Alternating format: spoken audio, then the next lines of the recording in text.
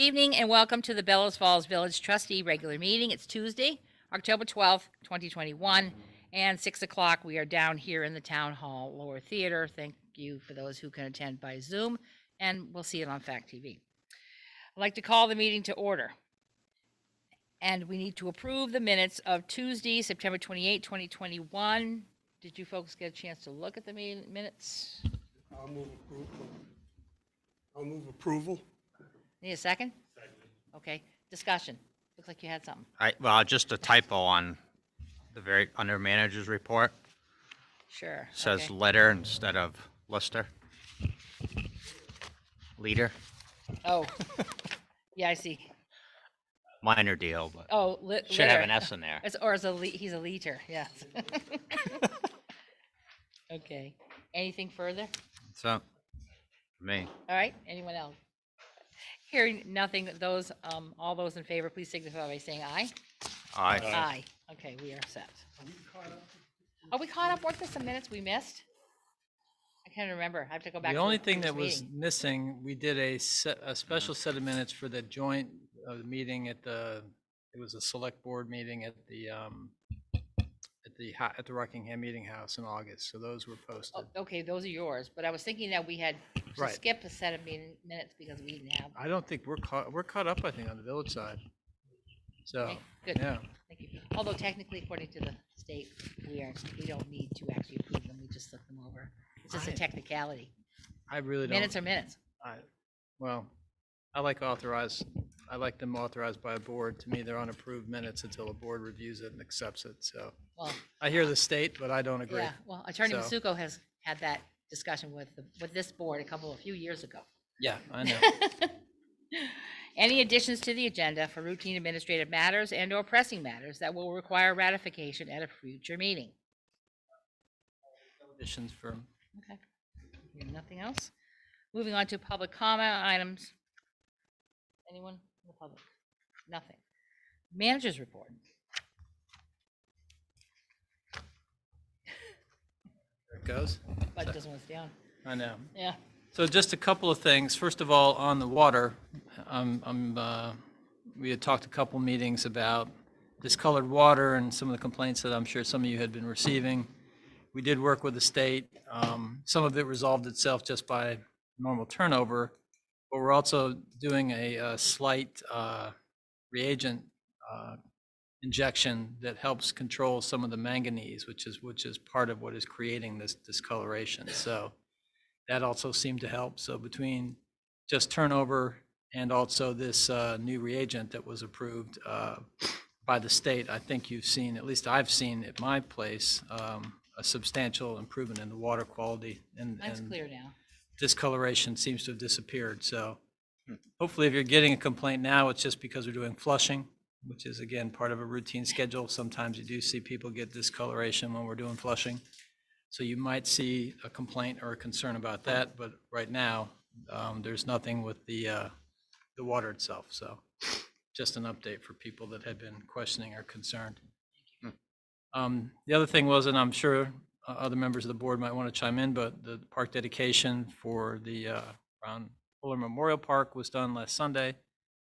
Tremendous amount of local work went into the park, from its planning to its fundraising to ultimately its construction and dedication on Sunday. And it's a great addition to our downtown. If you haven't had a chance to stop by, I would recommend that you go and walk through and observe and appreciate all the efforts from your friends and neighbors who made that happen. It's really a local effort, and it really reflects well on our community. So for all those that worked on it, a heartfelt thank you, and I think it's going to be a great addition to our downtown. Yeah, it looks great. All set? Okay. Did anyone have any other comments about the park or anything like that at this point? I hear nothing. Okay, moving on to the agenda. We will get to update the Westminster District Number 5 legal review. I believe Masuko is here. Ray's here. Yeah, I looked at the camera and I could see him in the background. He's gonna need a microphone.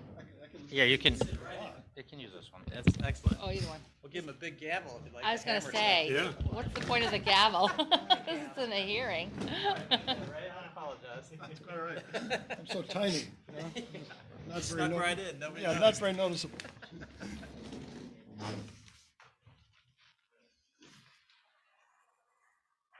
So I guess I'll go ahead and start. So Here, you can use mine. I'd asked Ray to come and just give a couple of sort of updates to the board. Obviously, we have not had a lot of official activity since this agreement was initially signed back in, what is it, 82, I think it was. September of 82. 40 years old. So it's aged a bit. We've also haven't done a lot in terms of updating our records since probably the last update that I can find, where we went out and did either an accounting inventory or some kind of physical inventory, is over 10 years old as well. So that's something that we'll have to do on our end. But I think one of the problems that we're running into now is we're having some payment timeliness problems getting our money. And in fact, we have now gone through an entire billing cycle. We are still owed $8,000 from District 5 from the previous bill, and we just billed them an additional almost $24,000. So with that as a little bit of a background, I'd asked Ray to come and maybe talk to you about a couple of parts of the agreement that might not be in alignment with our practice since '82, and then maybe some other options or opinions as to how we can go forward and try to address some of the other concerns maybe that the board might have.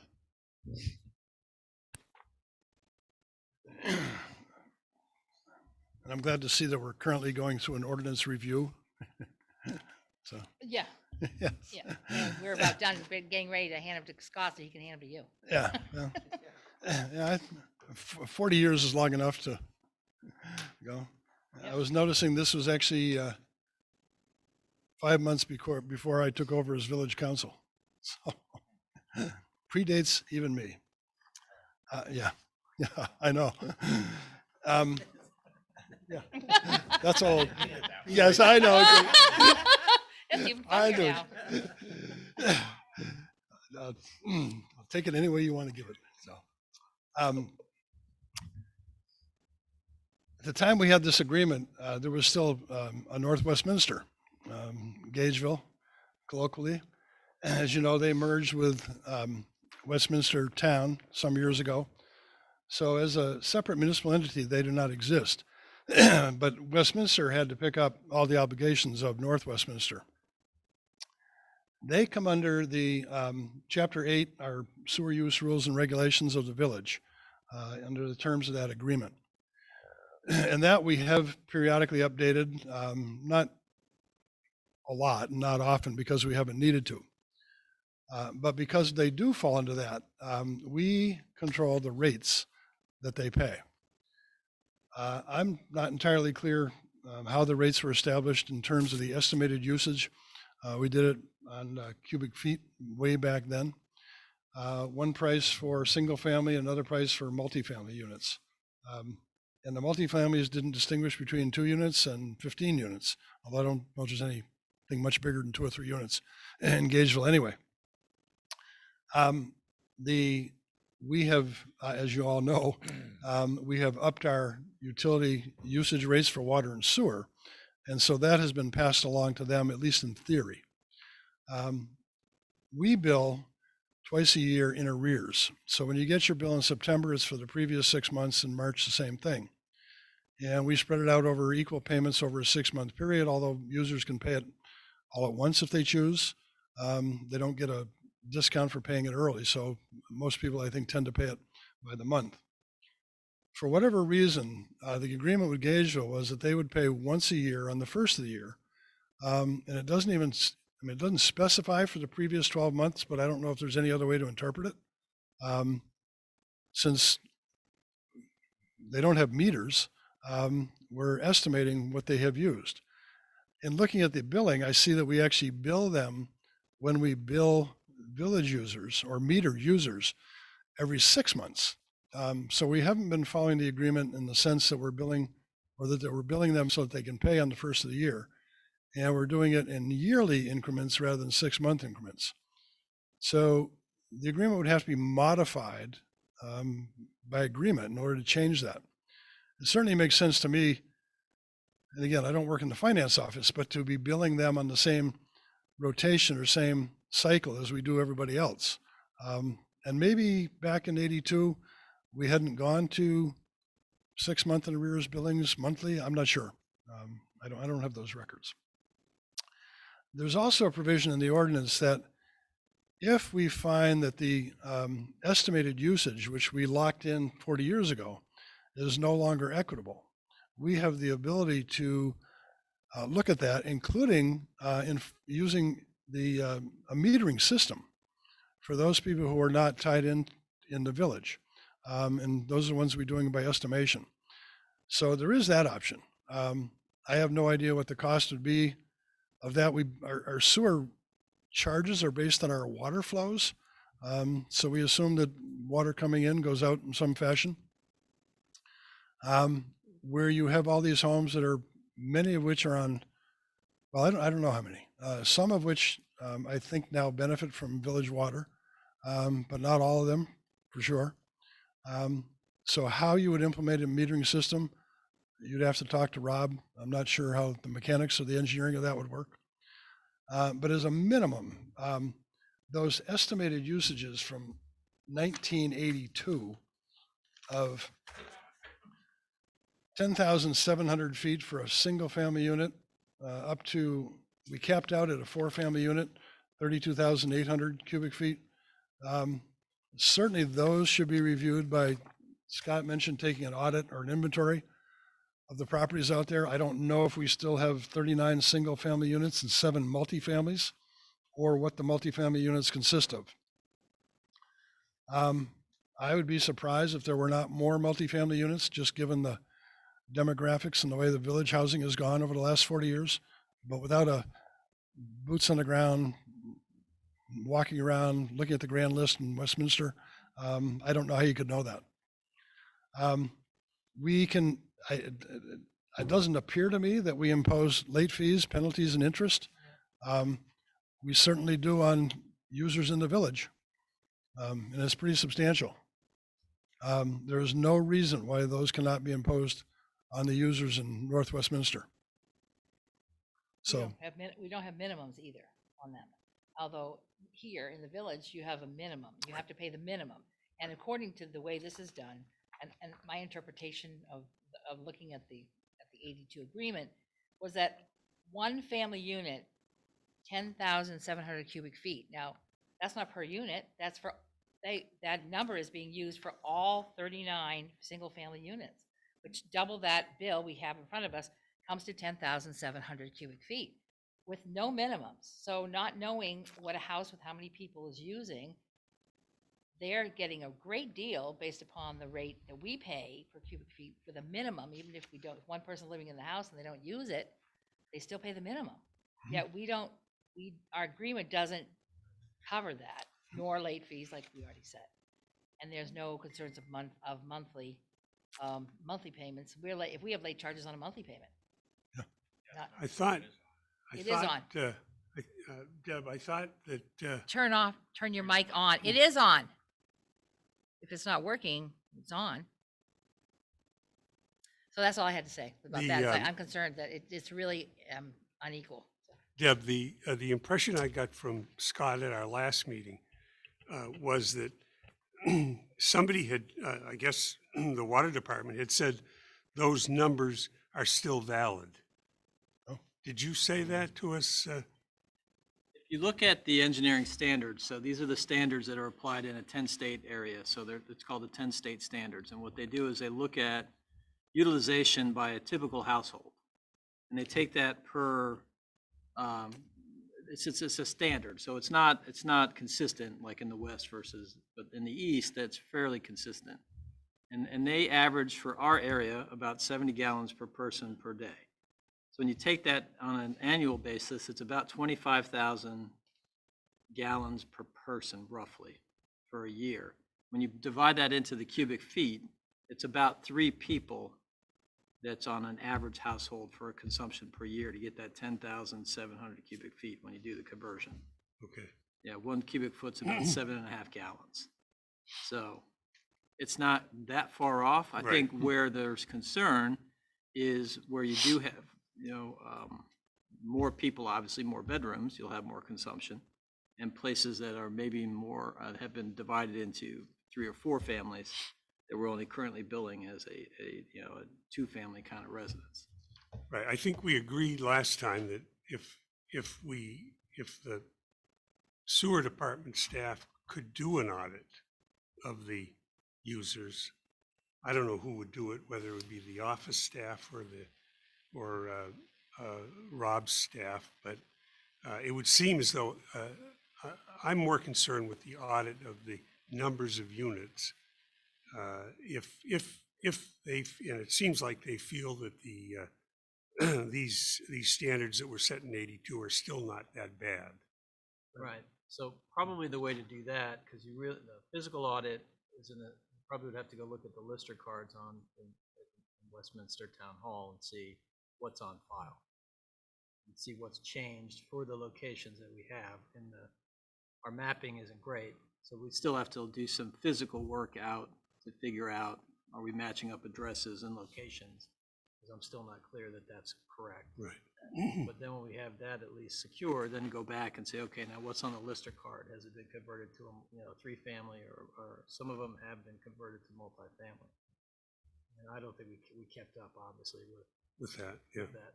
Well, I think to the extent that we could begin to work on that, it would make sense. A couple of other things, Ray. Wait, I just want to stop for a second. I want to clear up that math question. Yeah. How many cubic feet does a family use annually? Again, if you're taking it, they take it per person, so it's roughly 70 gallons per person per day. So An average 25. family, 2,500 a year?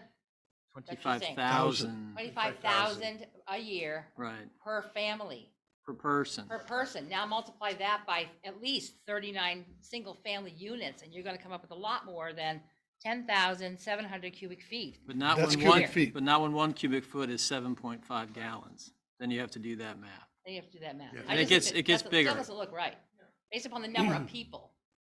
And we're using the 10-state standard, Right. I'm assuming, as the Right. average. Right. And I couldn't go back. I tried to find it for the 1980s just to see if there was an old one, if it had changed over time. Right. The only one I could find is roughly it's like 2004 is the last iteration that I could see. Okay. Roughly, yeah. Ray, then in looking at the correspondence that they attached, it would appear that the person in Westminster is taking the position that once they collect from the customers, the individuals, they'll send us the money. Okay? That's not the requirement. No, it's not. The requirement is for Westminster to pay it. That's right. Okay. Yeah, they, So I think we have to make it clear to the select board and the manager in Westminster. And I think the other question I had for you was, if it says once a year, which it does say once a year, what would be the year? What date? Would it be December 31st? Would it be? Was it real clear? yeah, It's no, not clear, but it's I not. read it. Right. I mean, it was signed in September, so I don't know what they considered a year based on that. I don't know. So I don't even know, well, no, actually it says the payment shall be due the first of each year. So Right.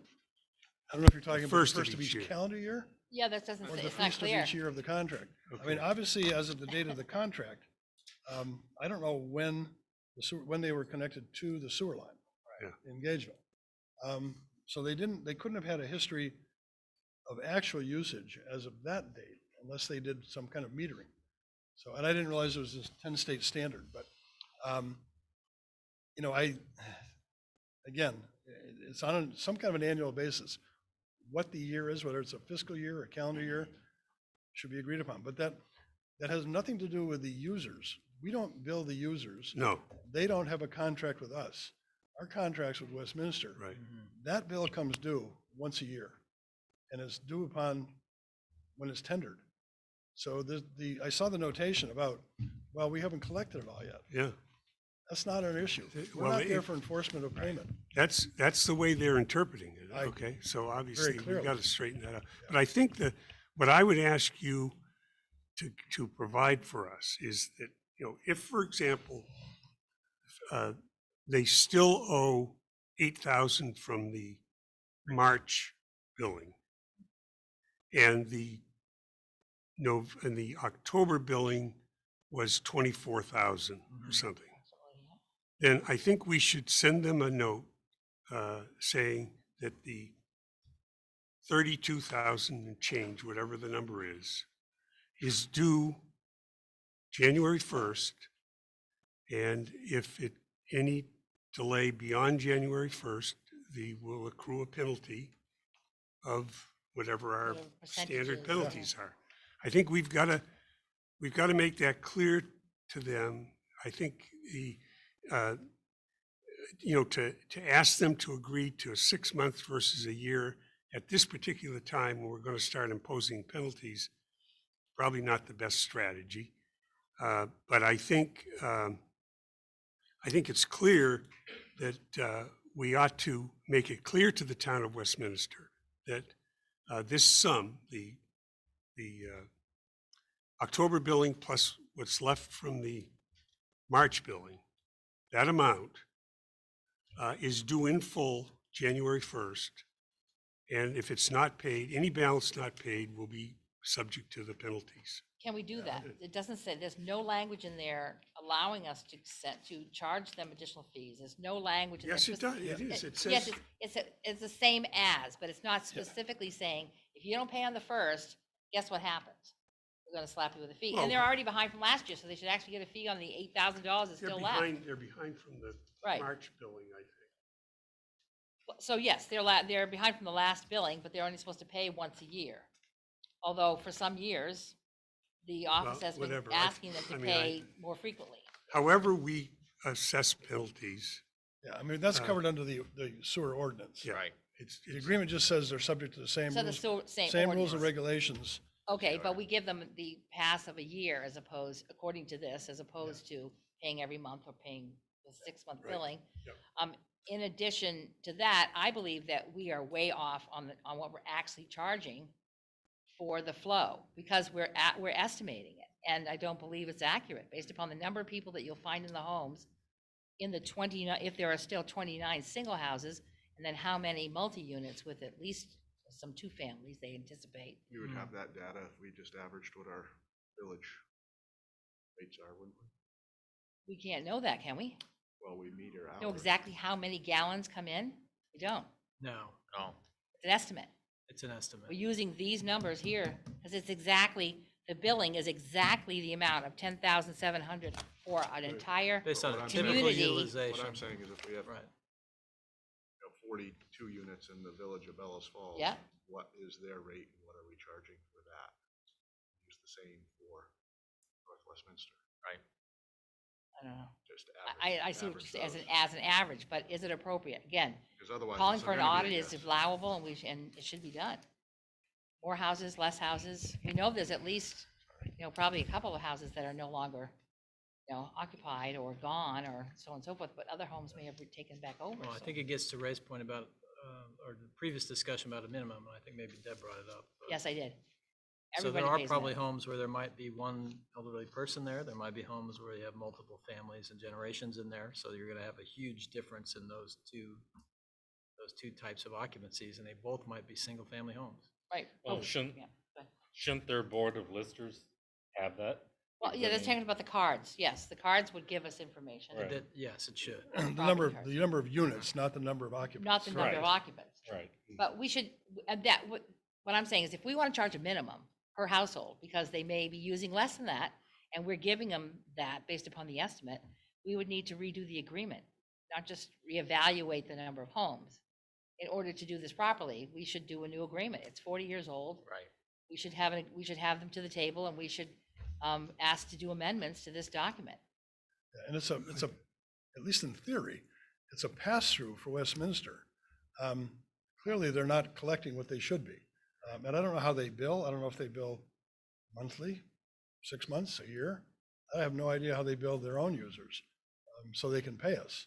Yeah. But the ordinance itself provides that for users who do not have metered wastewater shall pay an estimated rate to be determined by the trustees. And that's where this 10,700 feet came from originally.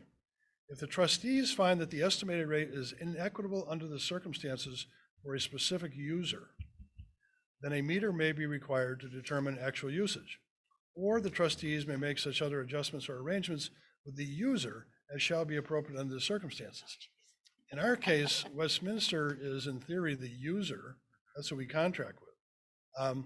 But if there, as Scott just said, or Deb said, if there's one elderly woman, 80 years old, living with her cats all alone, using them a couple gallons a day, as opposed to the family of 7 using, washing more clothes, taking more showers. That may be the case where it is, quote, inequitable, and you could require a meter. Who's going to pay for the meter? Who's going to install a meter? That's a subject for discussion with Westminster. What if they're on well water? I mean, it's like, I don't know. I mean, it's just, You you can have to you meter can still the, measure the amount of flow from a well. Yeah. okay. It would pass through the meter, you just would be charging for the water, you'd be charging for the.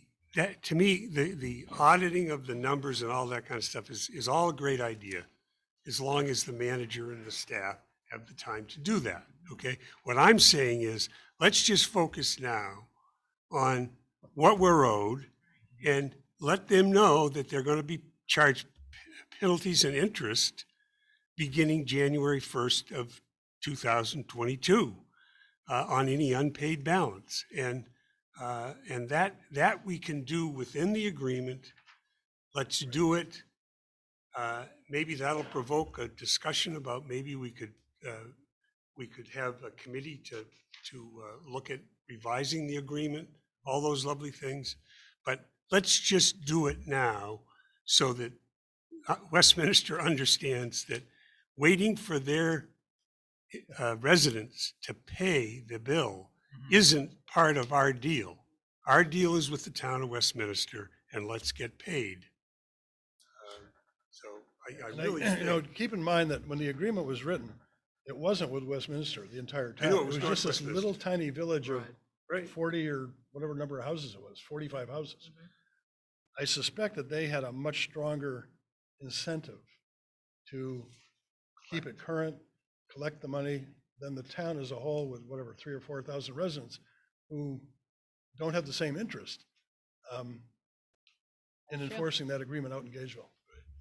I think we should have a motion to do this, but I do believe the motion should have a secondary part, which does allow that we go forward at some point, say by the beginning of next year, with getting an amendment done to this agreement, making a new agreement.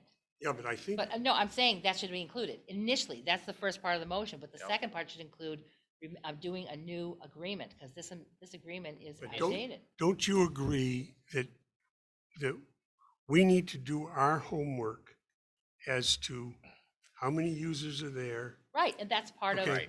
the second part that's of the the- motion is to get that Once that's- moving. But that doesn't involve Westminster. No, That yes, involves our yes and no. staff. It involves staff, or just requesting that information from staff, from Westminster. We can do that. You can start with an initial, you don't have to go digging through the books. You don't have to go looking through the neighborhoods. You can get that information from them by asking them. Someone in our offices do need to do that, to ask for the information. But on top of that, according to the agreement, they handle all of the maintenance and services to there, so they should be able to tell us, they must have someone there that does that. According to that, someone services and maintains their lines that connect to us. So it's just a two-part thing. I don't want to let go of amending this ancient agreement, which really does need upgrading, and getting them to pay. Okay, I don't interpret it that way. I interpret that those lines are the property of the village of Bellows Falls. No, it says they belong to them. Second page. Okay, well, all right, It that may be says similar to the what's up on NWBC. Kissel Hill then. Is that where it goes to? Wasn't there, I thought there was an agreement, like if there was a breakout there, our people went out, we were reimbursed. Probably. But it doesn't say so in the agreement. No, So that would be a it's not side covered. agreement, which isn't documented. Right. Yeah, Rob could tell us. So does All right, then I'll make a motion. I'll make a motion that we notify, number one, that we notify Westminster that the amounts charged for sewer service that is not paid by January 1st, 2022 will begin to accrue penalties and interest, just like all of our customers are charged. And secondly, and make it clear that it's the town of Westminster that is liable. And secondly, to explore with the town of Westminster the possibility of a review and And amendments or review and a rewrite of this 1982 agreement. All right, I'll second that for discussion. Okay, discussion. Okay. Obviously you have some. Aren't there a hydrant system out there that we get a hydrant service fee for? Mhm. Fire service fee, Fire I'm service sorry. fee? Right. And when the second time they were in here, not the last time, but the time before that, there was some residents that came in that had an issue. I think one of them, if out of my recollection, spoke up that they weren't using our water, but they were in proximity of 1,000 feet or something of a hydrant, and they were paying a fire service fee. Yep. And didn't think they ought to be paying it, or weren't going to pay it, the way I recollect it. Is that part of the sewer agreement? I don't think it is. No, I'm I not saying think part it's of sewer, the it's part of water. water. It's Part part of the of water. this bill. But I Yes. believe if they're not taking care of this aspect, I'm sure there may be, Pam bills them for any hydrant service. Yeah. I'm assuming those are Right. separate bills. That's separate. They come We- from- we and do they the come from billing on us. that. We do the billing on that. Yeah. This is the sewer. so. We might not do the collecting on it, But it but may we be do the something billing on it.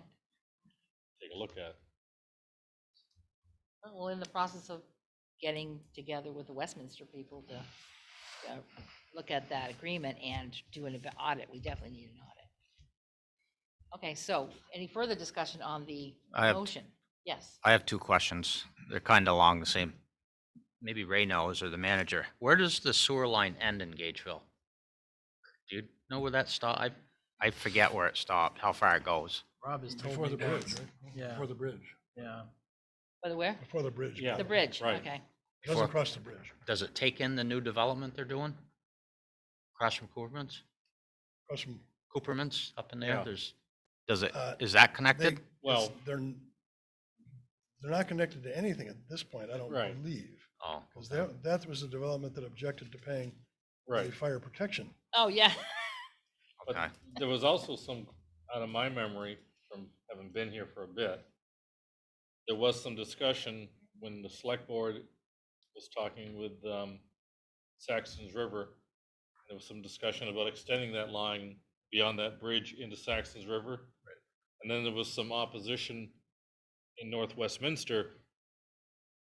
And it had something to do, I think Ellen Howard was familiar with it. They were, at the time, I believe it was an 8-inch line or something like that.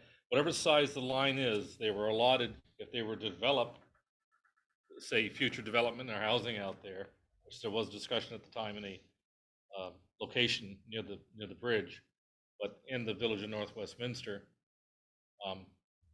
it kind of dictated the size of the line that would run to Saxon's River from that bridge and beyond, because they needed a certain size line in North Westminster to be allotted a certain amount of per gallons if they were to build, say, 12 houses or 6 houses or something like that. But anyway, that's part of this Right. review. My Yeah. second question, Okay. just so I know, is Kissel Hill and the high school part of this?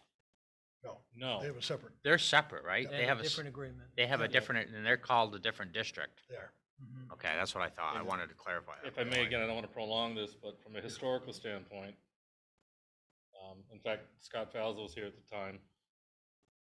There was a discussion from 2 individuals on Kissel Hill who were going to,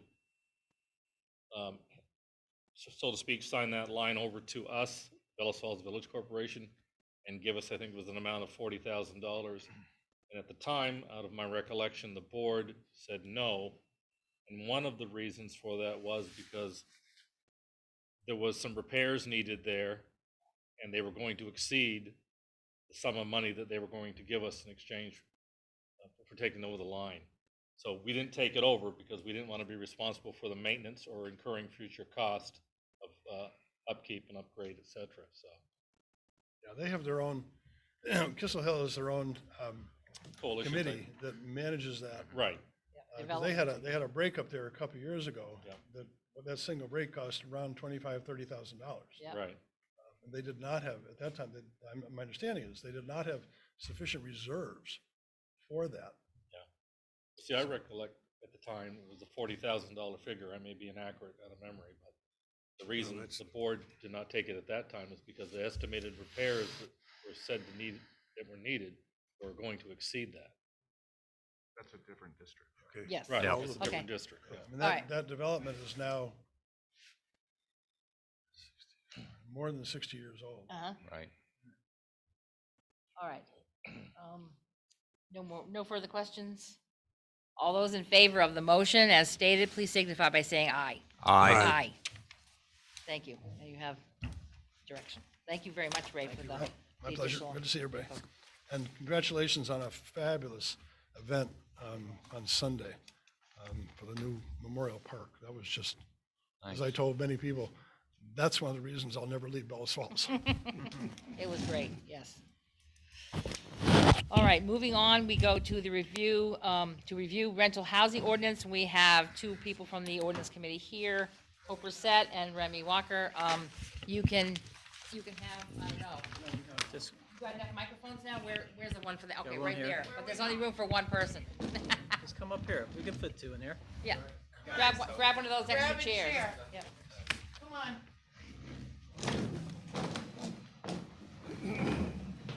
Of course, the trustees have already seen this once before. It has gone through many other hands since then, and additional review, attorney review, organizations have had input, amendments have been done, and now we're at this point.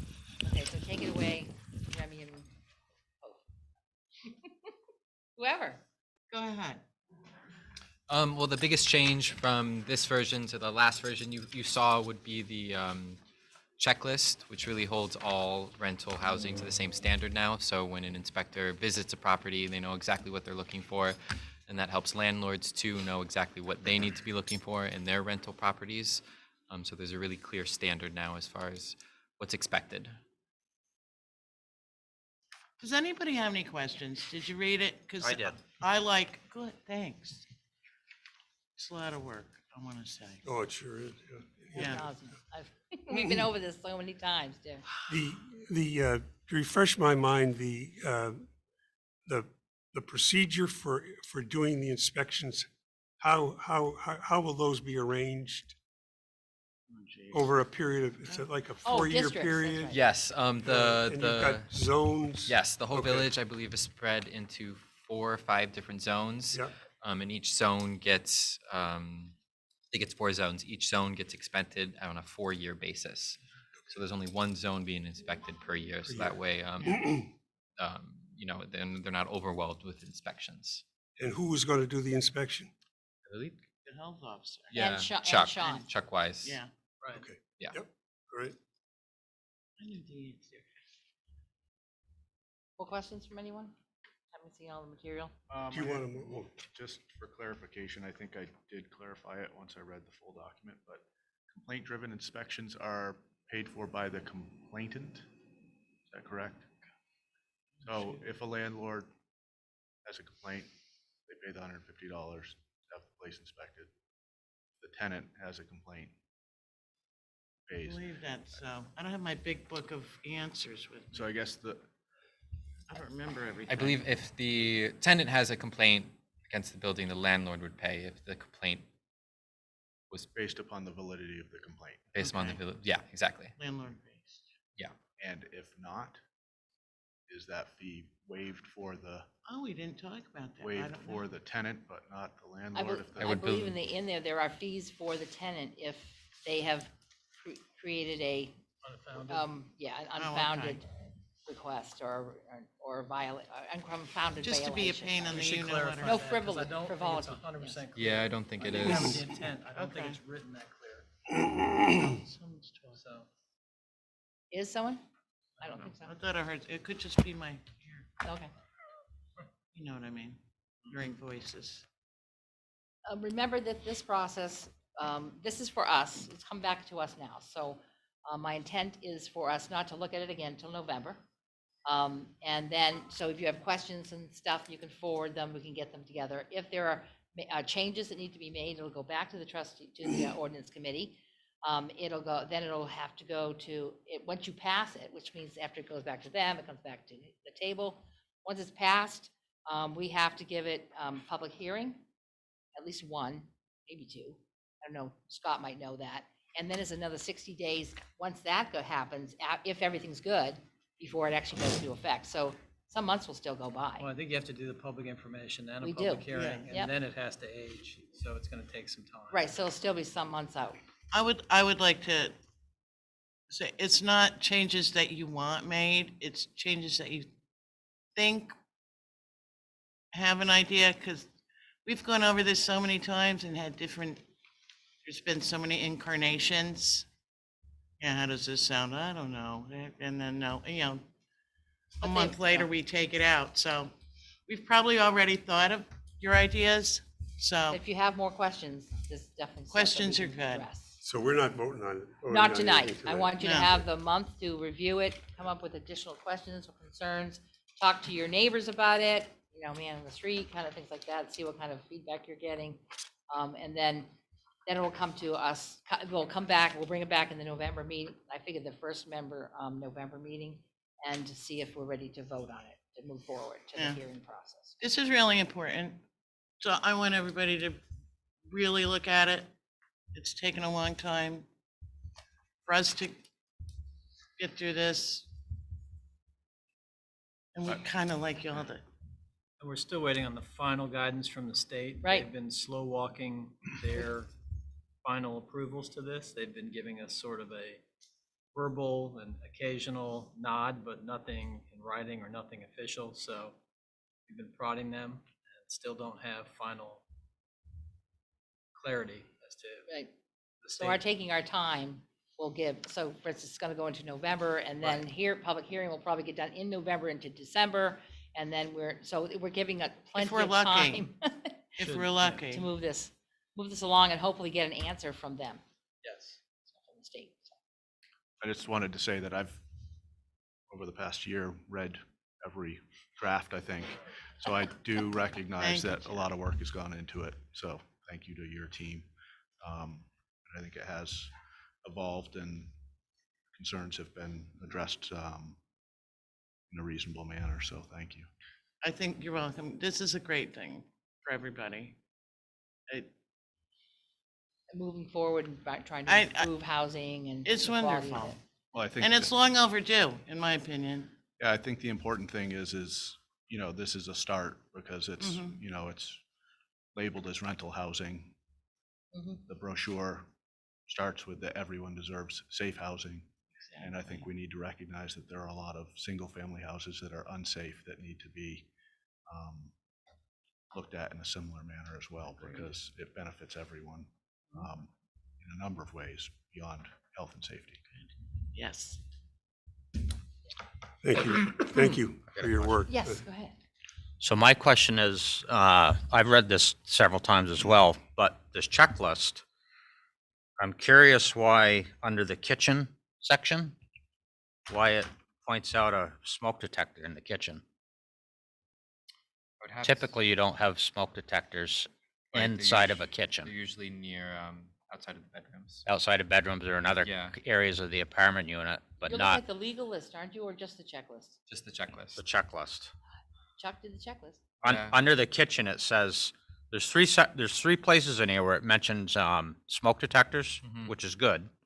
One section where it mentions smoke and CO, which is good, but then under the kitchen, it says smoke detector per NFPA 101, and it cites, We'd and have I to- typically, I mean, all I'm saying is that unless the codes change, because that very well, I'm not aware that the requirement for smoke detectors actually in the In the kitchen. kitchen It might be are required or a for, good thing. Right. larger unit buildings, because I know the code changes drastically for apartment buildings and things like that. So that code might be specific to larger units.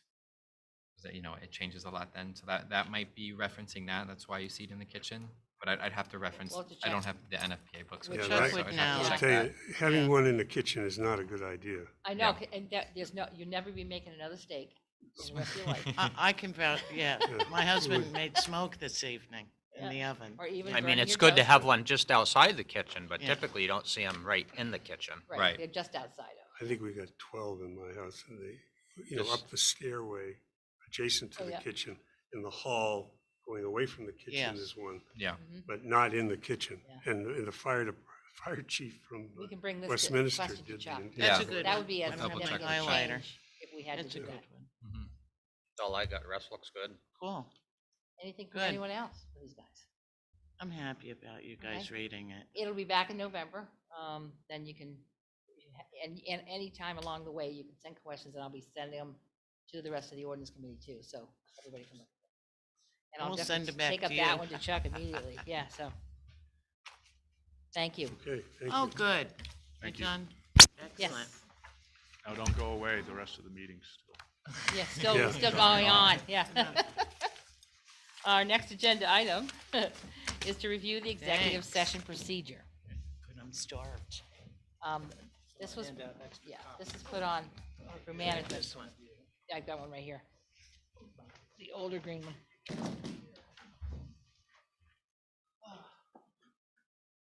Don't you have that tattooed by now? Yeah, No.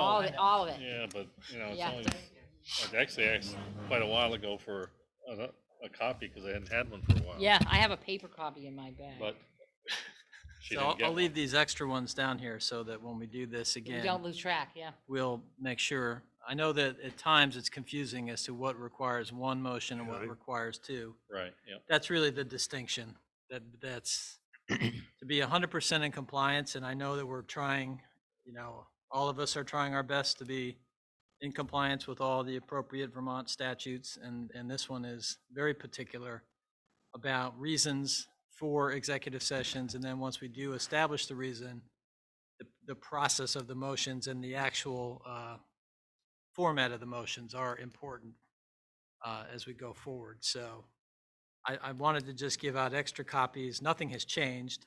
It's just simply the last few times we've done our motions, we didn't do the second motion in terms of the actual language, as opposed to we were right on our reason. We just didn't do the second motion on the appropriate. And that's only Follow-up. for 7 through 12. Correct. So the 7 to 12 gets the two motions. Yes. two motions. Okay. And I Yeah. know that it's awkward, and I know that it's difficult, Mhm. and one of the things Scott and I talked about was if we know we're going to have an executive session, that we put the reason right here on the agenda. I think we will try to do that to make it simpler, and you can always change it, but at least that's a starting point for. I think the big kerfuffle came up at the joint board meeting, when we had to go in executive session there, that got confusing. Yes. So, we need to be as clear as we possibly can about doing these, because these are only exceptions, and if we don't do them right, we could have a problem. So as been noted, that's what this sheet in your packet was about. Right. What are the repercussions if we violate the law? And there's a lot of case law around this, as you can well imagine. It's fairly well established, so it's one of those procedural nuance items that we'll have to pay closer attention to, and I will, if we do know it ahead of time, I'll make every effort to try to give you the guidance from the, which of the numbered items is a reason, and then whether or not it needs one or two motions, which should help then. All we have to do is grab the cheat sheet, and the rest of it should be fairly simple. So. Any questions from anyone on these items? You want these back? Nope, we're gonna leave them Leave here. them here in the. You're gonna leave them right here? Yep, Yes. leave them Oh, on the wait, the table. select board has them too, yeah. Right, so that way, we got more than one in case one disappears. I was Right. always nervous that the one would disappear. Item number 4 is discuss sludge dryer options, and you have some paperwork in your packet. Right, so I'm not asking you tonight to make any decisions. I wanted to give a couple updates and then get some feedback from you as to other information you might need prior to making a decision. Jigs had called me earlier and asked about just on the RMI contract, the pilot study contract, when we had actually started making payments. So I did a little bit of research before the meeting and it was kind of quick. So we actually signed the agreement with them in October, end of October, October 28th of 2020. By the time the install was done, it was not done until the end of November. So we actually started making payments beginning of December. So December. Right. So, and And we've been paying how much a month? 10,500? Yep. 10.5. So we've been going 11 months. So we're at 15,000 we've paid so far, 115,000. Right. The reason I raised that is you can see the current extension goes until the end of this month. Correct. Right. And the proposal is to go another 6 months. Oh, that's 8 months. another 8 months. Right. And I mean, there's more to hear from Scott on that, but my feeling is that if we were to continue with this, I think we should have discussions with RMI about the monthly amount. It just seems to me that at this clip, this is an expensive item for us. And, granted, our septage revenue has been good, but you never know if that slows down. Right. But anyway, well, I appreciate the Right. information. So a couple of factors since we last spoke. One of the issues that, and Jigs was relaying on, we had a previous conversation about the relationship between Cincy USA, which is basically the American offshoot of the actual Chinese company that manufactures these machines, and RMI, which had a marketing and sort of a licensing agreement with Cincy USA. Well, that agreement is no longer in place. My understanding in talking with Cincy USA today and in talking with RMI a week ago was they had a falling out. They are not going to continue a relationship. So Cincy USA is going forward as their own fully integrated. They're going to sell the units, service the units, do the installs. And the difficulty, and Rob and I spent an hour and a half on the phone with the Cincy USA people today, that I have with that is there are only 2 members right now of Cincy USA. They're located in Arizona. They claim they have a warehouse in Yuma, Arizona, which I have not seen and have no way to verify if it in fact exists. And if it does exist, is there actually inventory in this warehouse? They do have, I believe, they are doing additional installs. In fact, one of the people you spoke with today was in Wisconsin because they're doing an install in Wisconsin. So the machines are being, they are being used and bought and installed in other places. But I have a tremendous concern that we'd have no support east of the Mississippi River if we decide, which again, with this pricing, there's sort of a deadline on acceptance of the pricing by the end of this month. Then there's going to be some additional pricing changes. So we had a long conversation with Cincy USA today. Rob and I asked them to make sure that this June 24th proposal was all inclusive, because if I'm going to you with a recommendation for any kind of purchase, I want to make sure that there's no additional costs or other surprises that are going to be related to that. So they told me that they would review this and get back to us and make sure that it is in fact the full proposal for the purchase of the existing machine. We also have a decision to make by the end of the month, as we had talked about with the Casella proposals. Casella had offered us emergency backup pricing, which I think we would do as just a safeguard no matter what we chose, plus the option to do this new service, which would be the hauling to the recycling facility that we talked about in New York State, which has a different price. And then comparing those costs, and this would be a 3-year contract based on our current hauling tonnage. So you would have some certainty in terms of your cost. So that decision has to be made by the end of the year as well. And then the machine that we currently have is actually owned outright by RMI. It's not owned by Cincy. So then the question becomes, the third potential option, if you'd like me to pursue it, would be to potentially have a purchase arrangement on that machine specifically, with some options then to have a relationship with RMI as we decide to go forward with some sort of performance bond or other type of security or support, so that if we did have a problem, we had some ability to collect and not be left holding the bag. I think no matter what option I propose to you, I'm going to propose some sort of performance bond so that we have some potential for recovery. And if there is some sort of falling out with either Cincy USA, they're no longer available from China for whatever reason, and that could be a host of different reasons, or we can't get RMI or some other engineering company to help us with the operation and making sure that we maintain our biosolid, Class A biosolid rating. Now, to complicate that discussion, we had talked the last time about the state of Vermont. They still have not certified our biosolid in Vermont for Class A. The last communication that I received is they wanted some additional testing of the material as it was on the belt in the dryer. It had to maintain a certain temperature over a period of time. And they were having a difficult time trying to do that because every time they open the door, the temperature inside the dryer changes. Yeah. And so they can't get a consistent temperature to be able to show them that this is the temperature. So we're having kind of a chicken and egg argument with With the state of Vermont. the state of Vermont. So it's, right now, it's only. We still are only in permitted in New Hampshire. I've asked again, as soon as we did get some indication, I said, I'm not comfortable if we don't have at least both states as an option for Class A.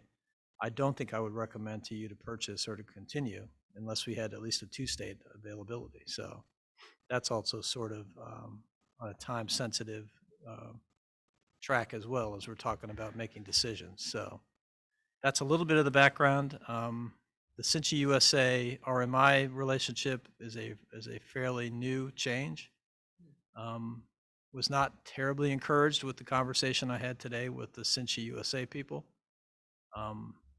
Don't have any plans at this point for any other relationships with even another RMI type firm in the East Coast somewhere, where I'd feel a little more comfortable that we could at least have somebody within, if I have a failure on a Tuesday morning, I want somebody here the next day at the latest, because I can't afford to have that thing sit for a week and not be able to process material. So When you say you weren't encouraged by Cincy, or, by Cincy. but you don't have the reservation about RMI necessarily? Well, since they don't have a formal relationship with Cincy, I'm concerned long-term, because if they change the technology or there's other, issues, we're sort of stuck. Yeah, parts and things like that. So, we're looking at a 20-year, obviously we want to have a 20-year relationship with this machine. We wanted stainless steel in order to prevent Right. replacement of having the Like- sheets and everything. Right. Question, I just would be seeing the new environment or circumstances, where would the support come from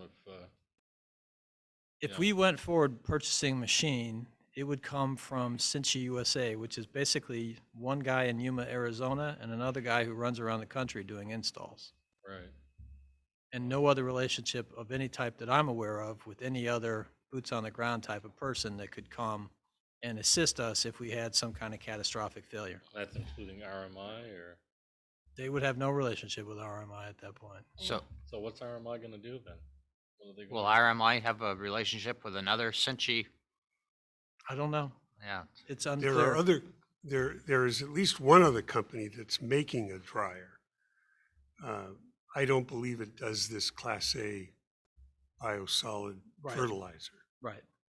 And RMI has other businesses that they that they- already do. Yeah. and Right. Beyond this, and I think they only have one other installation, don't they?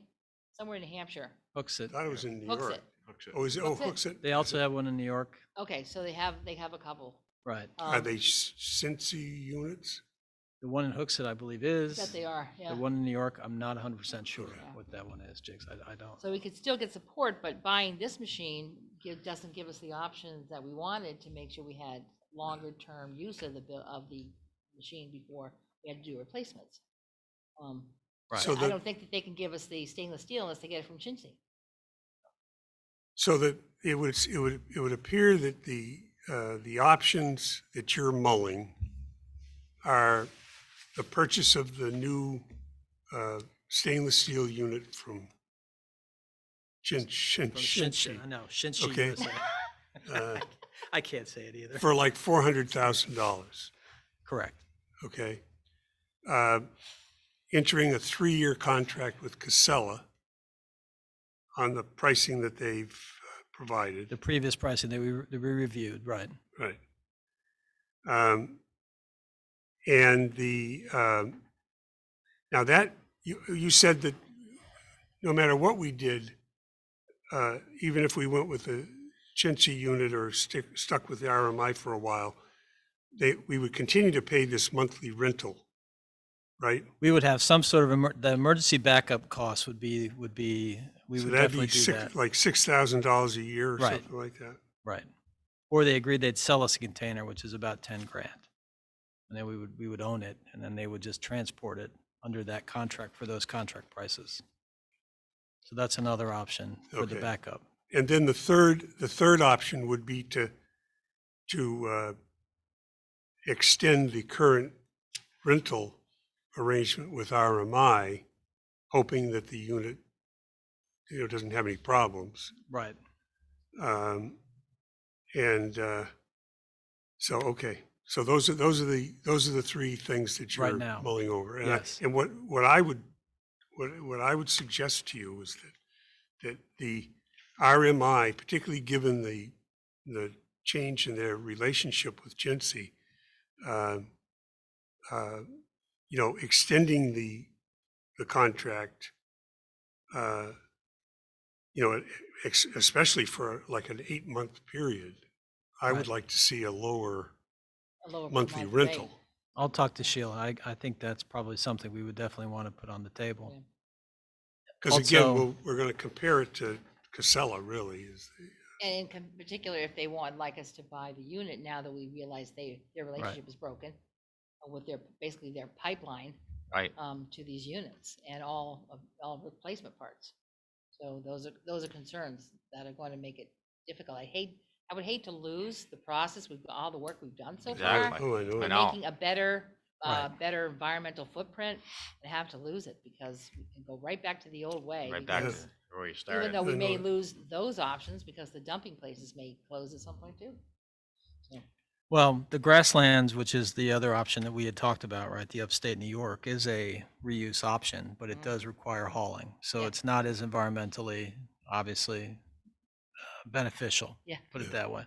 So the purpose of the extension is to allow for a further evaluation of the dryer or to? I would get think it'd be get the further Vermont- evaluation of the dryer, make a final purchase decision if in fact we can try to either arrange some sort of relationship between Cincy and RMI or some other entity for maintenance and long-term operation, because I'm not real comfortable right now with that, with just Cincy and 2 people out in Arizona. Right. Doesn't feel like that's I wouldn't recommend that to the board. It's too much risk. So another option is to abandon it and we could review it in 3 years.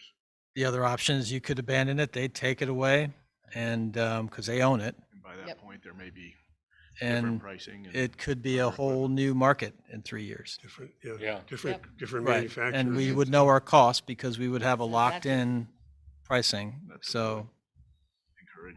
Yeah. anyway, so there are options on the table. I'm not happy with but we'll have to make some of the decisions recent at the end of the month, developments, right? but Did you, Jeff? Would Cincy, on a purchase, would they finance it for us? I didn't ask them that, but I can. Would you? Yeah, I'm waiting to have him revise this June 24th to make sure that we don't have any surprises in that proposal. Yeah. So, but I 'Cause will, I will ask him I'd that. add that as a question. Okay. And when do we need to make this decision? The next meeting in 2 weeks? I'm going to have it in front of you for a decision by the end of the month, because we Okay. have to have, this proposal expires in October. Our relationship with RMI, if we don't sign the extension, expires. And our Casella pricing won't hold.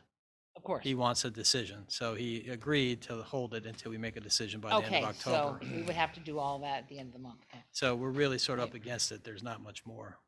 And is there any historical data on if we were to continue with the machine, like, as far as maintenance costs, that sort of, what could we expect? What's predicted, yeah. It's such a new technology. I don't think it has a 5 or 10-year history. So we're going only by, So our savings could be diminished. Yep. if Well, the and belts Our were out, costs or if would be- other, right, if other, talking to Hooksett pieces. or New York. Yeah. Have you done that? have not spoken to them directly. Okay. I was Then you wondering. might get some data from them. Yeah, that's what I was just Right. gonna say. Yeah. But I don't think there's been an install older than 2 or 3 years Probably at this not. point. Okay, but they've had more So- experience than we, so there's, Right. it's a little, it might be not a lot more, but it could be some more. And also, and how much time we need before we can still get Vermont certification on the side. Well, if we can't get Vermont certification, I'm not recommending this machine no matter what happens. Because I can't go by, the regulators have to make that decision. Exactly. Whatever happened to those thermometers that you have a probe and you put the probe in there and it reads the temperature Without having inside? to open the door. Without having to open the door, can't you? I mean, I would think there's something like a meat thermometer is what I see. Geez, I mean, the I mean, material is Christ. thin, but Yeah, there has to be yeah. some way to measure that direct. I Right. would agree. you So- figure that. Yeah, as soon as you open the door, the temperature changes, so there's just no, I mean, Yeah. same thing in your own oven. You're never gonna know. That's what your meat thermometer is for. Well, that's exactly right. So I don't know what the big, This is deal- not what the exactly big meat, deal but is. yeah. but- it seems like that's got everybody, all wound up. Yeah. So Yes. anyway, course, so that's we- where we are, but I wanted to at least give you those updates because there have Thank been you. some changes here recently. We all set? Yep. On this subject? Yep. Okay, we'll be seeing it in 2 weeks. All right, now, item number 5 is the Vilas Bridge, the 2023-2032. Of course, every 2 years, they revise their 10-year plan. Right. This is that period. They had a meeting last week in Keene. Some people from Walpole did attend. I didn't get to go. Can't remember what I was doing, another meeting, I guess. But Scott's gonna talk to us about it. I wanna let everybody know an address you can send letters to until November 8th. So we'll do that at the tail end. So we have done as a board, a prior resolution requesting funding for the non-covered portions of this project. I think both the town and the village both adopted separate resolutions. I would suggest that maybe we want to just update those and put those in the record so that they're officially in the record as we go forward.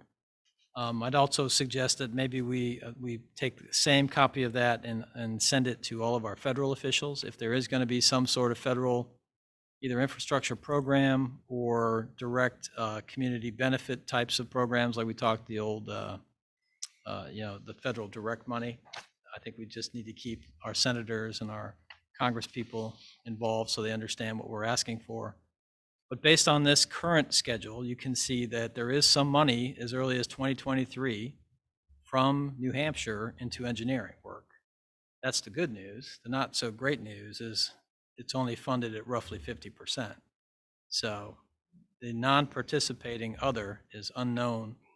And you can see that that's a portion of all of the phases of this project. So the right-of-way phase, the preliminary engineering phase, then the construction phase, which they would propose starting in 2028, all has a fairly substantial unfunded balance. When we started this whole thing, it was only $6 million in 2009. The cost of neglect I know. is steep. It's true. And I think those are pretty accurate numbers. I think we had Yeah, talked the last time Almost that we 3 thought it times might as much be. as it was. If they'd only So- taken care of it sooner. You can see now we're up to over 17 million as a replacement or rehabilitation rather. Will you have a resolution for us next meeting? I'd like to update your previous resolution and I'll put it in your packet. We still have time to get it in for the November. For November 8th or whatever. And we will certainly share that. Like I said, we'll have I think the town is going to do the same. as many as possible, And we'll yeah. try to circulate it as much as we can, but just want to get the board and just the public's understanding of where this stands, so. What's the, at the top of the letter, it says pending approval? Oh, yeah. Because it has to go through this public approval process, so they have the 3 mandated public meetings, then they go through another publication process, and then it's adopted. And then Every once it's 2 adopted, years. it can be amended, and we've seen it amended to where this project is dropped. Yeah, we'd So, like not to see Right. that, yeah. It's, yeah.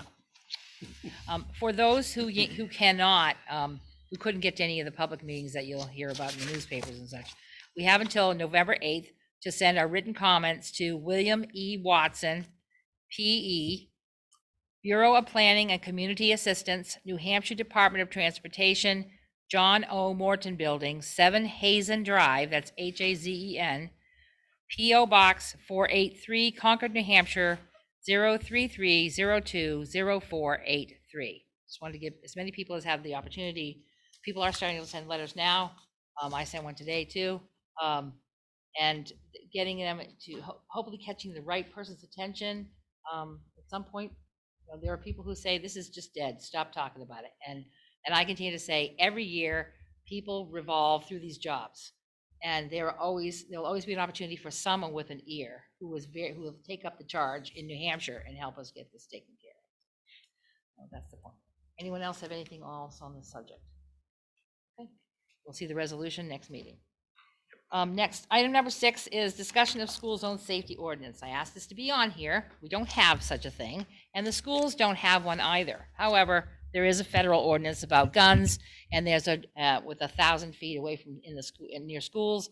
There's also an ordinance, a federal ordinance, I believe, about drugs, or the state ordinance. I'm not sure which one it is.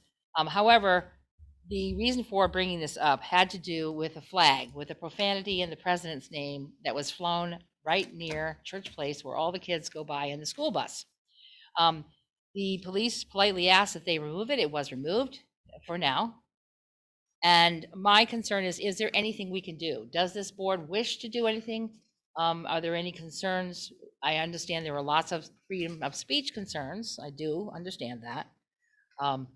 But I am also concerned about what we expose our children to on a regular basis. And within the school zone, you can't put, let's see, adult entertainment nearby. You can't do certain things. We've had uproars about certain people being moved into Church Place before. The past years has been complaints about that, people that are placed there, and those things have gone on and on. So I wanted to know if this board has any desire to do anything or consider doing anything. It would go to the ordinance committee, and they would have some months to work on it. But I just wanted to see what the feeling of the board was. I would think that this should be a joint board discussion, because it would seem to me it should be a town ordinance, not a village ordinance. Okay.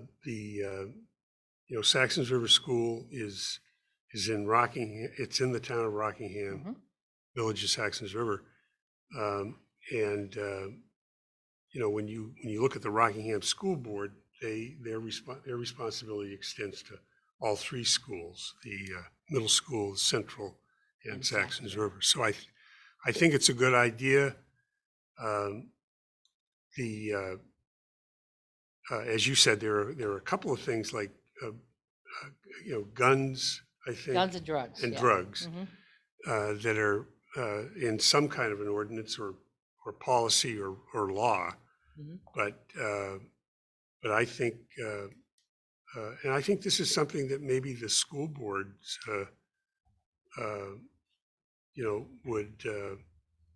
might be interested Get in. behind or something. I have spoken to the superintendent and asked him if they had anything, and he wasn't aware of anything that was not already policied on school property. He was going to look and see if they had anything, but I don't believe he'll find it at this point. But he is aware of what I was interested in. Am I correct? Am I correct that there's a clause in one of the zoning provisions that there's not to be profanity on signs, or? There is one in the offenses against persons and property, which is one of the ones that the ordinance committee is working on or has worked on. ordinance, isn't The it? village Yeah. ordinances, yes, village ordinances. And the concern about it was, when I brought it up, is the concern about freedom of speech. The Supreme Court has done a lot of additional expansion of freedom of speech law. And so the concern is what you can say and what you cannot say, whether it's not just verbal, but written material. And that was a concern. Scott might have some more information on that one. Well, I think that's part of it. The other part of it is, since it's it's not in a commercial building, or it's not on a place where you might even have a home office or that type of advertising. It's just somebody's protected speech. And we can regulate signs in the right of way. We can regulate certain activities on public spaces. But when you get into people's private property, it gets the law's been pretty clear about what you can or can't do. And it gets to become a slippery slope in terms of enforcement and the definitions of what is obscene, and it gets quite difficult. Isn't there's something to political signs too, correct? Yes. Right. Mhm. Three things come to mind. One, I was just advised recently when I shared this agenda with this afternoon from New Hampshire, but we all see them bumper stickers. If you don't like the way I drive, call 1-800. Right. There was a case in Florida Yeah. where the gentleman was arrested because he had that bumper sticker. Ah. Later sued because it's free speech. Right. Then I believe the other, maybe Wade's familiar with it, there's a town up north where a gentleman evidently took his carving tool, chainsaw, whatever, and it was a big index finger. So while a friend of mine was reading this, she says, oh, by the way, if you come through Route 10 in Leominster, now there's a huge gold index finger with an FBR or whatever, FJR or whatever. So on private property, but yeah, it's a slippery slope. Yeah, and my concern is not just in the neighborhood, because you can go by someone's house, as an adult, no big deal. But Right. Right. just at the corner where Church yeah. Place turns, there's no way for the buses to go anywhere else. It's one-way street. That is seen by all of our school children. Is there a possibility of something? It's worth a discussion. Yep. It's worth a discussion with the select board. It's worth a discussion with the school boards to see if they think there's any value to it, if there is any way to do it. I understand the slippery slope issue. I'm specifically targeting the children in our district. And that would be at any school, whether it's Saxon's River or right here.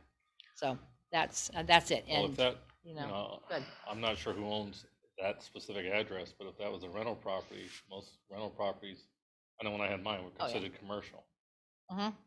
I don't believe it is. I don't believe it is. Don't believe it was. I think it's owned. So single family. two things. The police department asked the owner to remove it, and they did. And they did. Okay, well, I appreciate that, because I did see it, and I It's a light actually request, yes. got a complaint that day.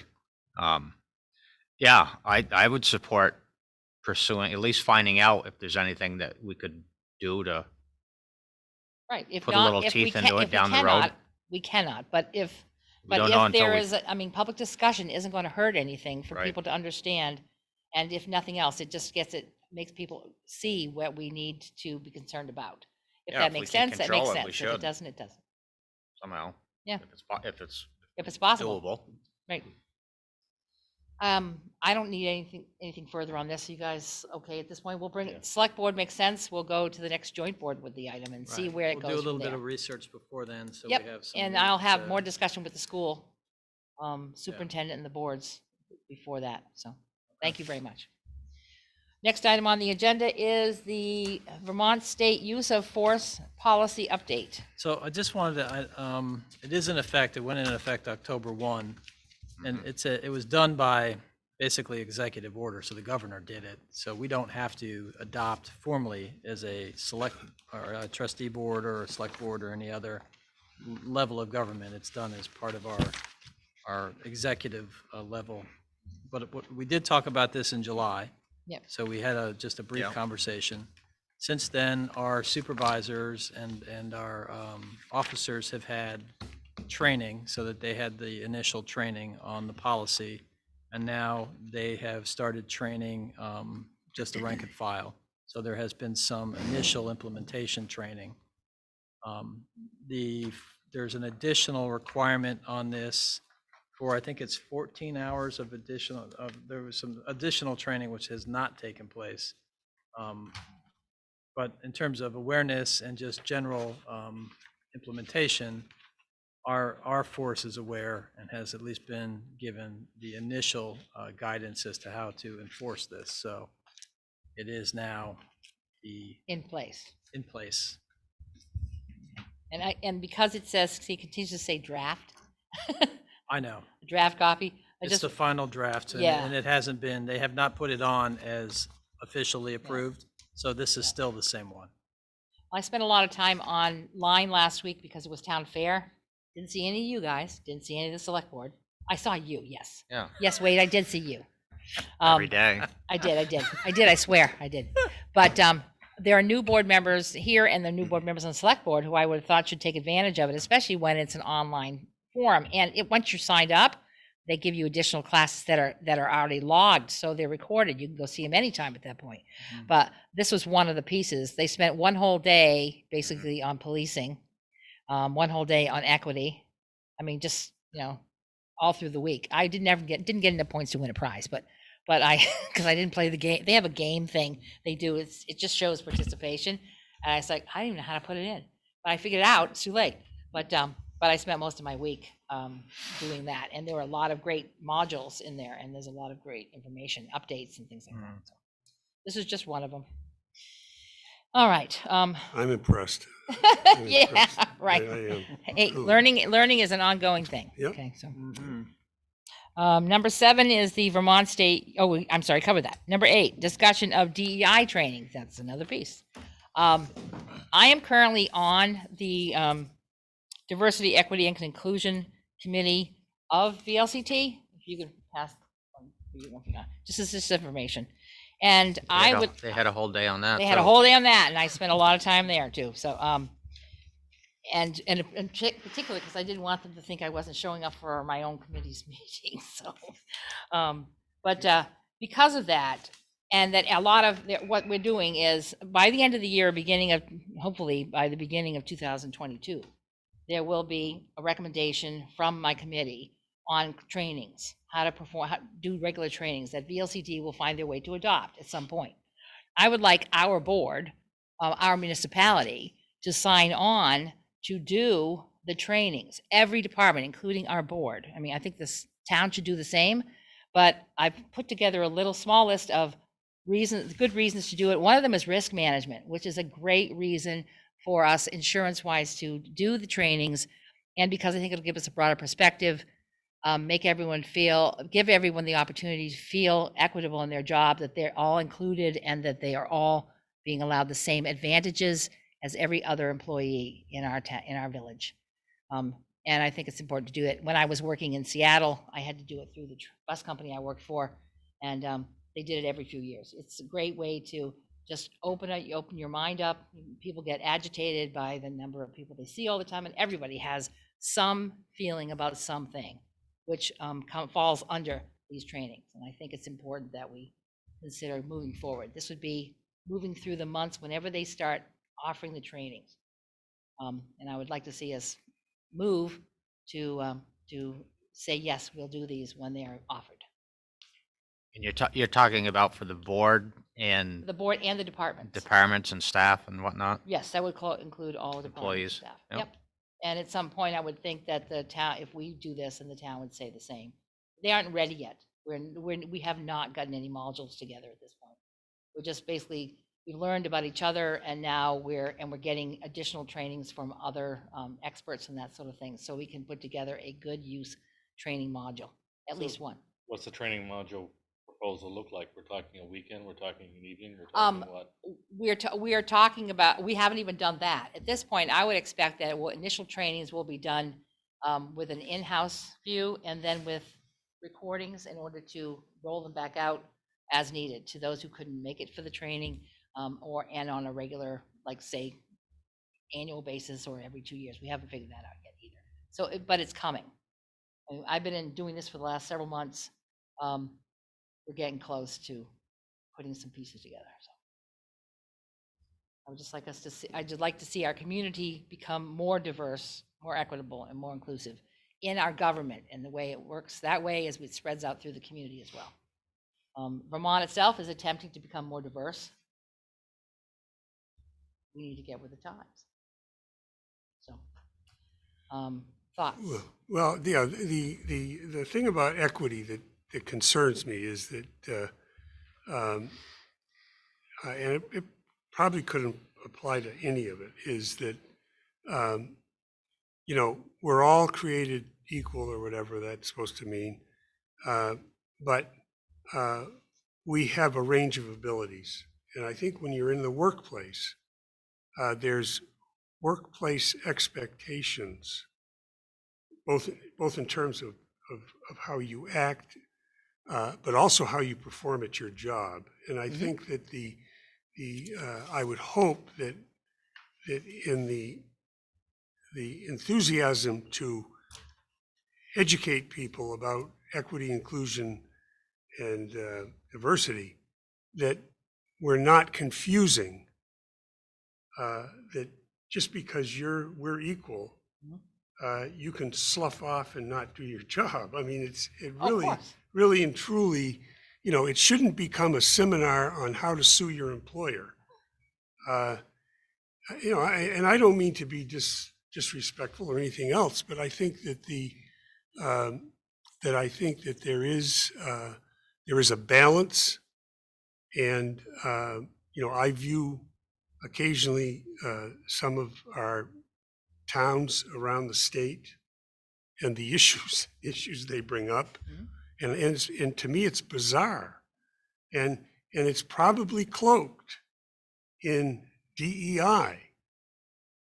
But anyway, I just wanted to throw that out there, and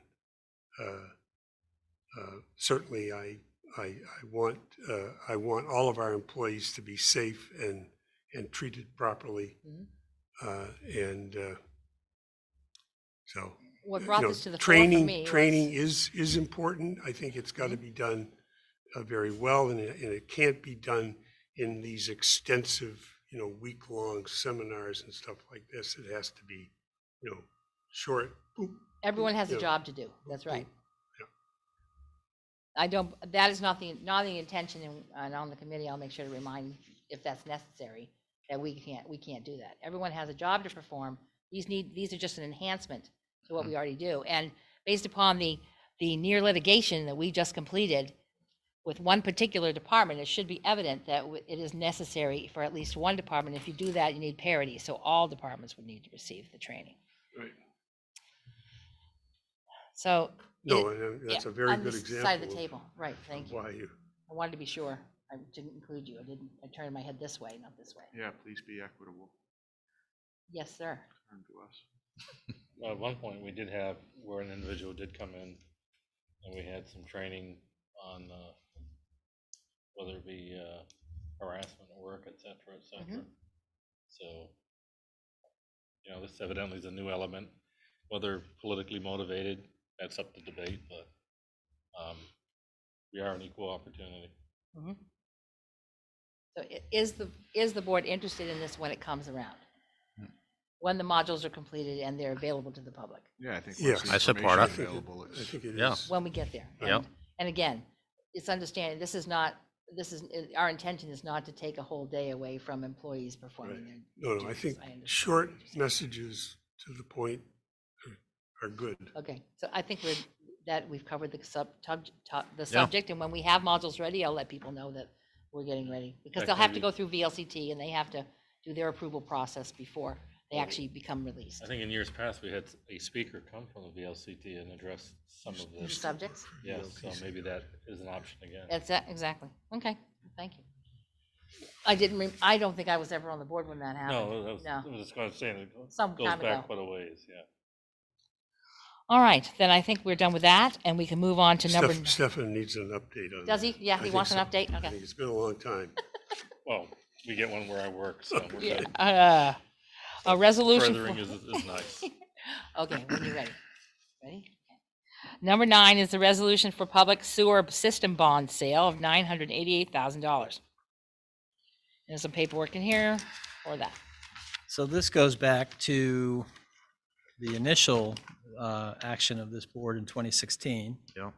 And now we've come full circle. The work has been done.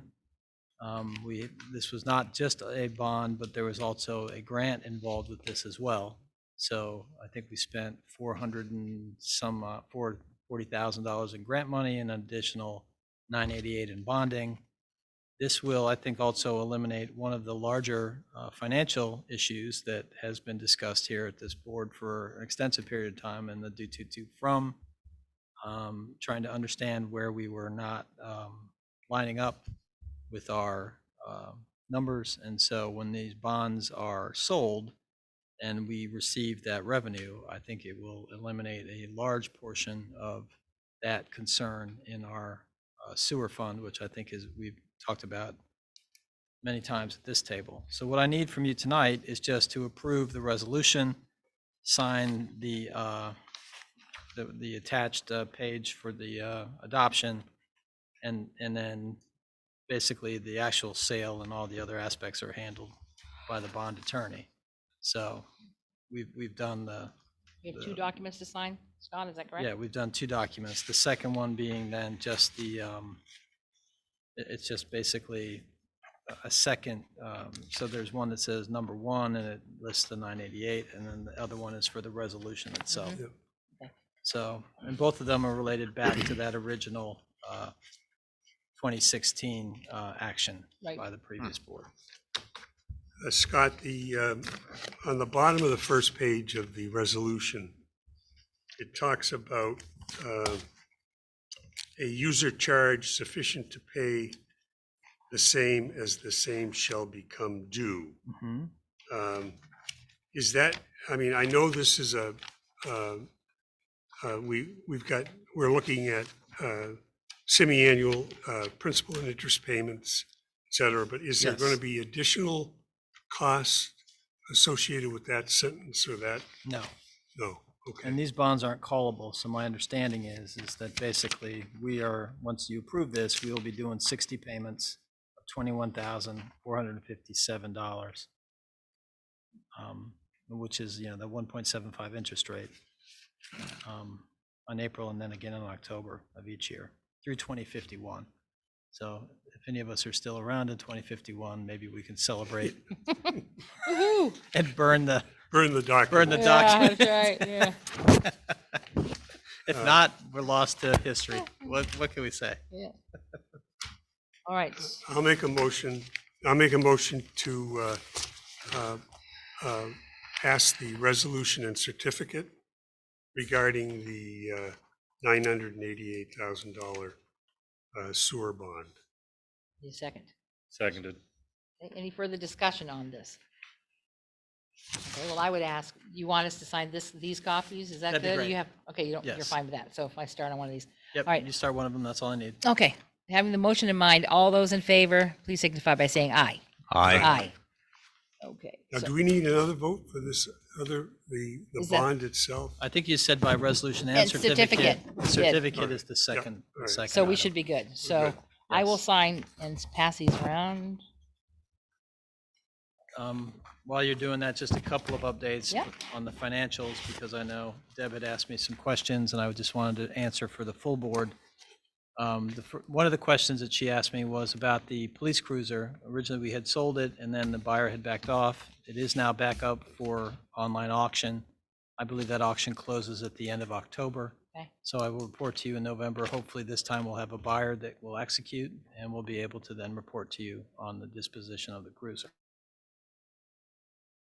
We have one additional transaction, which is water and sewer fund balances, and it goes back to the work that was done on the Burt and Blake Street improvements.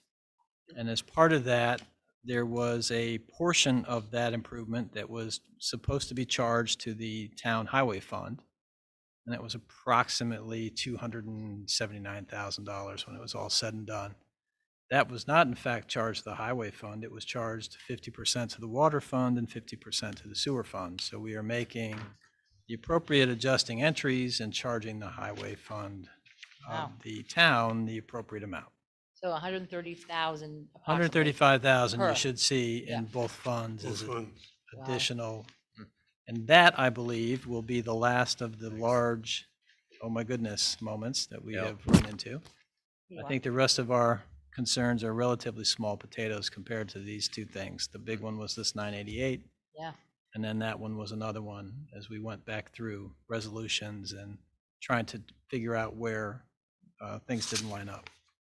thank you. So, anyway, so, and it's not reflected, by the way, the reason I'm jumping into all of that, it was not reflected when I did In this this printing? printing on the 7th of October. So it will be reflected in your next updated budget status reports. When you're done, Wade, just pass that to Scott. Thank you. All right, that moves us on to, thank you, gentlemen, and moves us on to the financials, the last item. And I know you always have questions. I want to make sure these guys, do you have finance questions? Okay. Jigs. Well, I'm going, Then wait. I'm going to do the short version. The issue of overtime is a concern for me at the police department and to a somewhat lesser extent to the sewer department. Okay. When you look at the salary account for the police department, recognizing that we're understaffed by 2 officers, and you look at that salary account, I think we're a third of the way through the year. If everything was on budget, we'd be that account would be at 25% of the budget, and where is it here? Page 7, Page maybe? 6 of 9, isn't that what the police It's department is? 7, I believe. Page Oh, 7? is it 7? Okay. Okay, here it is, yeah. 6, maybe? We are at 25.06, Correct. okay? Okay. That's with 9, 2 6. officers missing, okay? So we are, with the combination of overtime and part-time, I'm glad to see we are getting, that the chief is getting some part-time, increase in part-time services. We're right on budget. And it would seem to me that we've done things like reduce some coverage that would seem to me to indicate that we would be under that 25% as of the first 3 months. But so anyway, I would just put a cautionary note out on the overtime in the police department. As I said, it's a little bit of an issue in the sewer fund as well. And And we'll get some recapture through the FEMA process as we go forward and file for those reimbursements. So right. that will, I think, not obviously eliminate your concern, but I think it will help to maybe modify some of that impact. The other general comment is on the and part of this could be timing differences, but if you look at the sewer fund, for example, and you look at the amount of debt service that we paid off in the first quarter, I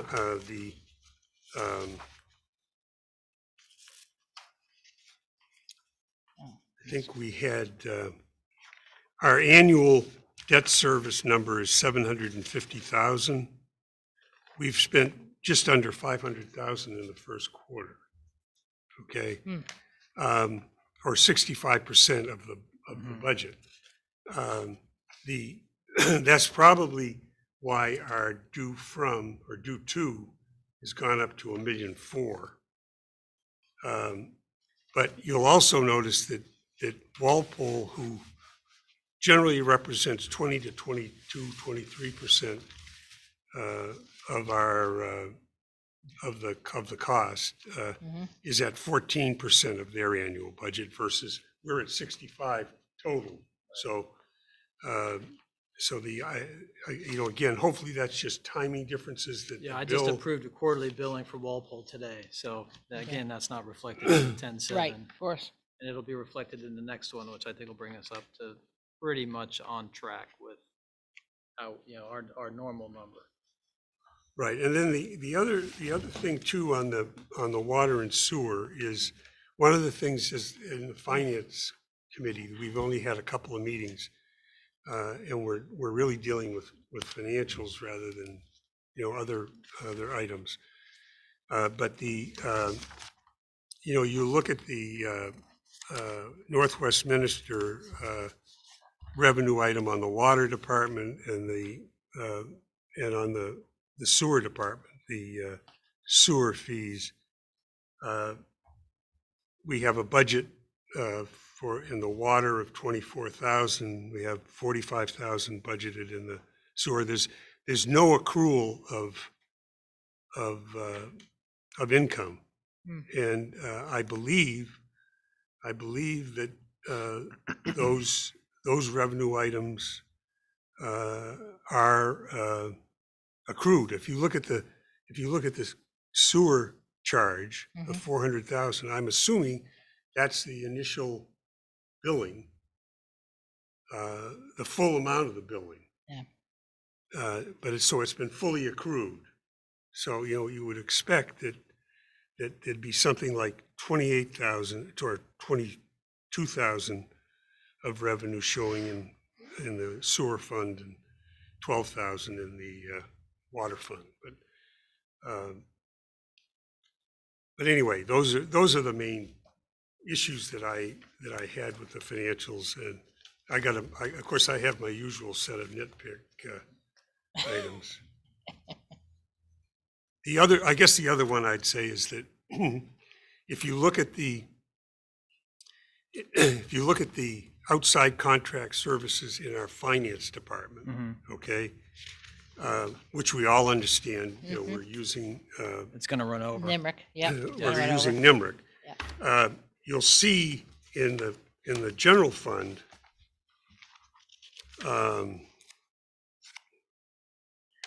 why do I always have trouble? Okay, yeah.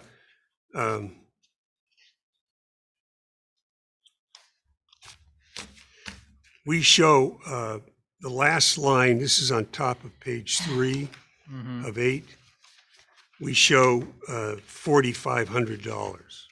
Okay, I didn't see any number like that in the water and sewer fund. I haven't allocated any money, and I will. Okay, Yes. so it's that's broken up, an right. allocation. There'll be an issue. allocation. Yeah, Right. okay. Yeah. The other parts of the finance is being allocated, but Yes. that one. But that one's not. That one I Okay. haven't done yet. So that one hasn't been. Right. All right. So you're right. It's all in one spot at the moment. I'll make a That's note. all I have. That's all you Yep, have. yep. Wade, did you have anything? No, actually, you answered one of my questions already, so I'm good. Great. Okay. Looks like we're good. Okay, it looks like we're good on finances. Thank you, you and Cynthia and the rest of the people in the department for all the hard work on this stuff. It's so. been a little bit of a puzzle, but I'm confident going forward. I think we'll all be in a better spot. I think the board can feel more comfortable on when I report where we are and feel better about making decisions based on that. So it's been a little bit Oh, of there's progress, yeah. it's I'd say progress. It's definite been progress. slow, but it's progress. Yep. And I do appreciate it. They've been great to work with. NIMRIC has been tremendous, and Cynthia's been wonderful. So it's been good. It's been a difficult road. And you've done great with it, so. Review agenda items for the next meeting, October 26th.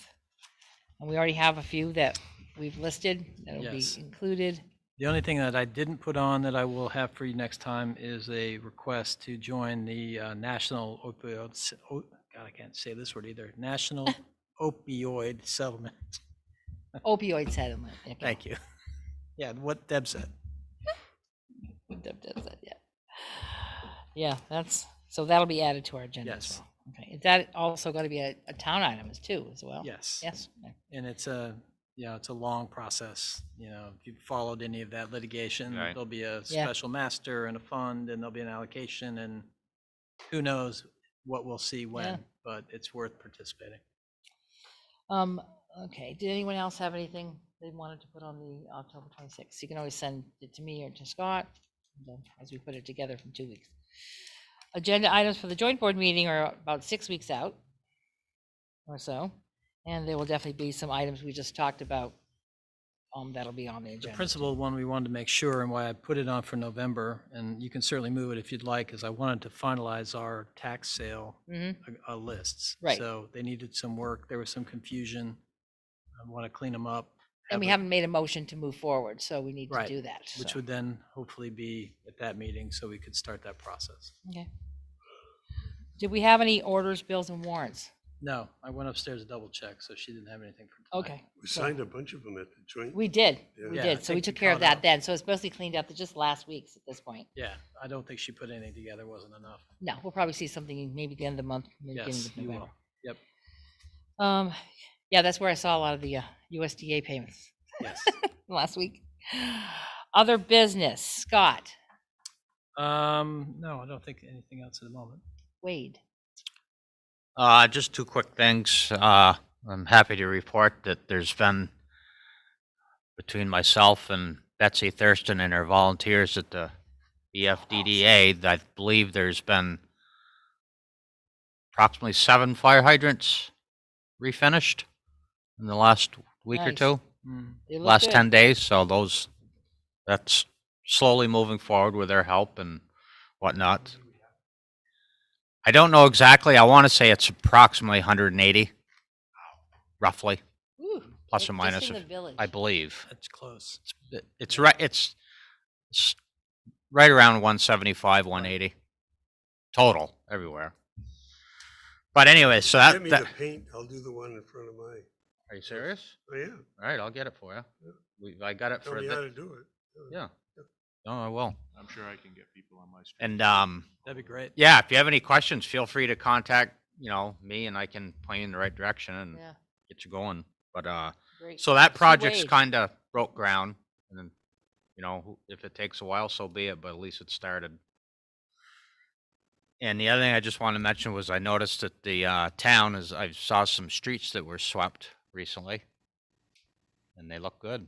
Trying. Yeah, the ones that have been done look noticeably better. Unfortunately, Here it every is. time you sweep, the leaves fall down. Yeah, I know, but Yeah, at least, exactly, yeah. For about 15, 20 minutes, it looks really good. yeah. Yeah, I it mean, does, it's no, on my kitchen floor. but they did. I mean, Rockingham Street the other day looked like picture perfect. Yeah.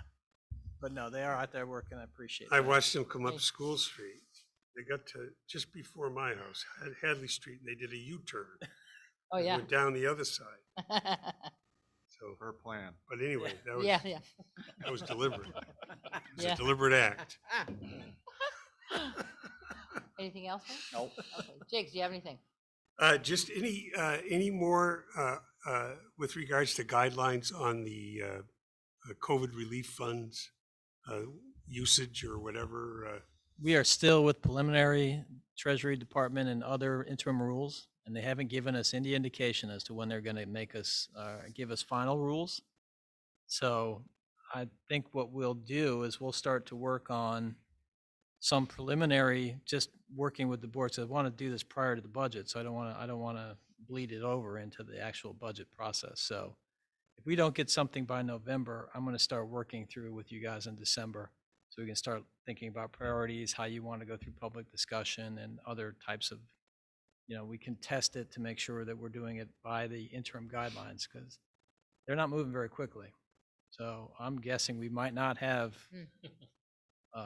final adopted by the time we want to make decisions. So anyway, that's the plan. Okay. Unless you want me to accelerate it, we can certainly do that. No, but I just, I know. It's not moving quickly on the federal side. They're giving it out, but they haven't given us all the direction on how to use it, so. Right. No. For myself, 2 items. Number 1, so the board is aware, I meant to do it Sunday, but I didn't. I have, let's see, 92 and change, so $93 left over from our last barbecue, right? I am going to put it into the fireman's GoFundMe account for the park.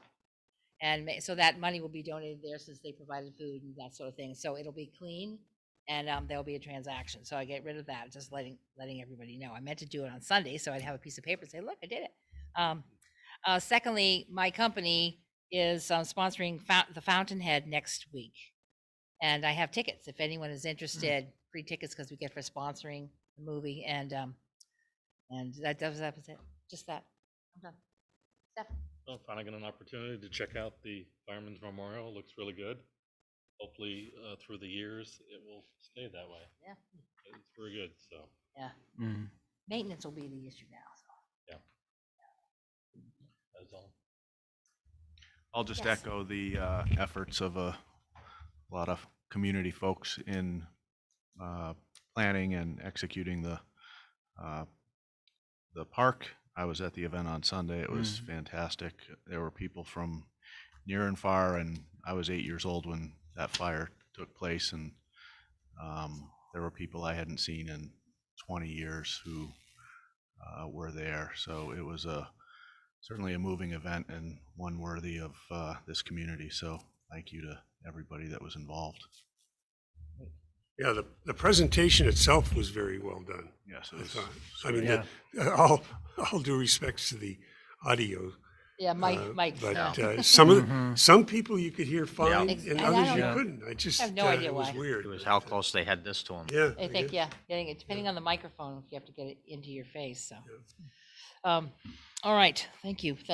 And so therefore, we need a motion to adjourn. Motion to adjourn? Second. And seconded. All those in favor, please signify by saying aye. All right. Aye. Aye. Thank you and good night, everyone.